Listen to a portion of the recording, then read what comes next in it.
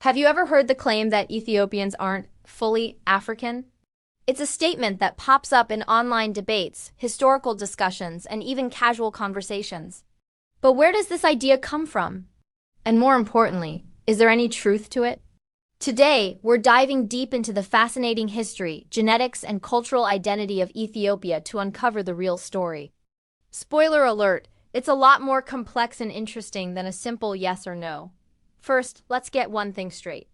Geographically, Ethiopia is undeniably in Africa.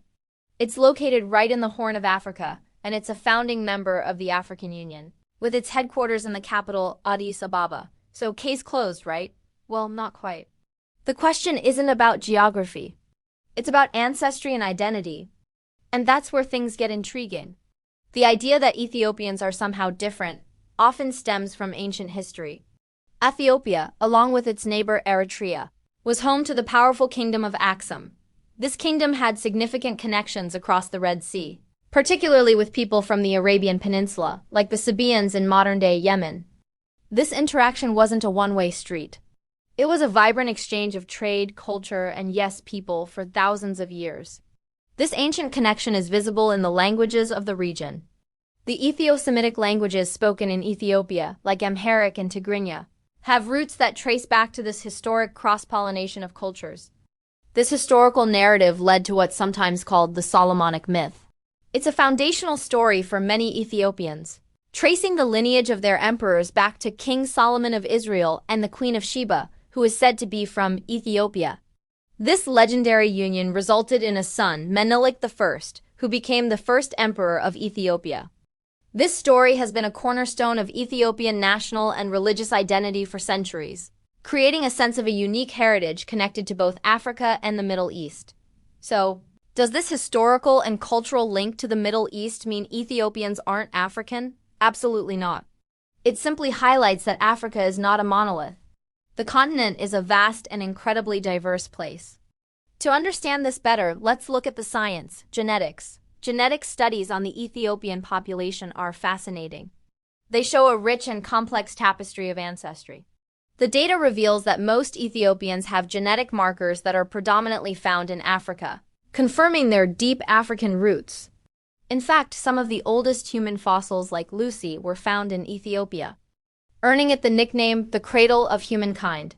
This points to an incredibly long history on the continent. However, the studies also show what's called Eurasian admixture.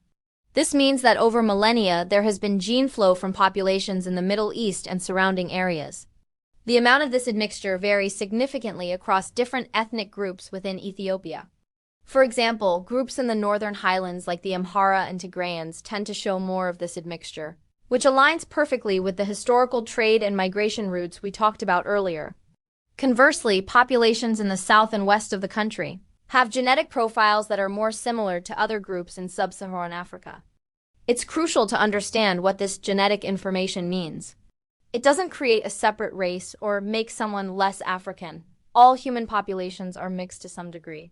Human history is a story of migration, interaction, and mixing. Thinking of any population as pure is a concept that science has long debunked. The genetic diversity in Ethiopia is a testament to its long and dynamic history as a crossroads of civilizations. Beyond history and genetics, there's the question of physical appearance. People often point to the diverse features of Ethiopians ranging in skin tone, hair texture, and facial features as proof that they aren't typically African. This line of thinking is deeply flawed, because it's based on a very narrow and often stereotypical idea of what an African person is supposed to look like. Africa is the most genetically diverse continent on Earth, from the Khoisan people of southern Africa to the Tuareg of the Sahara and the Yoruba of West Africa. There is an immense spectrum of human appearance. The diversity within Ethiopia is just one beautiful example of the broader diversity across the entire continent. Equating Africanness with a single look is not only inaccurate but also ignores the incredible richness of the continent's people. So where does that leave us? The claim that Ethiopians are not 100% African is based on a misunderstanding of history, genetics, and African diversity. Ethiopia is a profoundly African nation, geographically, historically, and culturally. Its people's identity is shaped by deep indigenous roots, and a unique history of interaction with the world, including the Middle East. This doesn't dilute their African identity. It enriches it.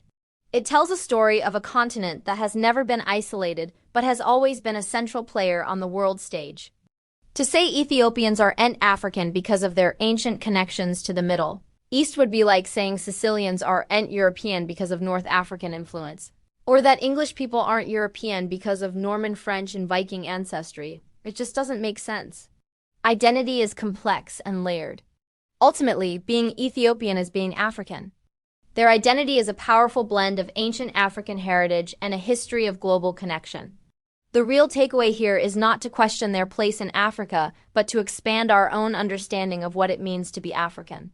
The continent is not a single story, but a magnificent collection of millions of them. What are your thoughts on this?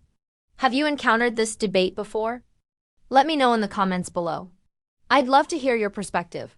And if you found this video insightful and want to explore more complex topics like this one, make sure to hit that subscribe button and turn on notifications so you don't miss our next video. Thanks for watching, and I'll see you in the next one.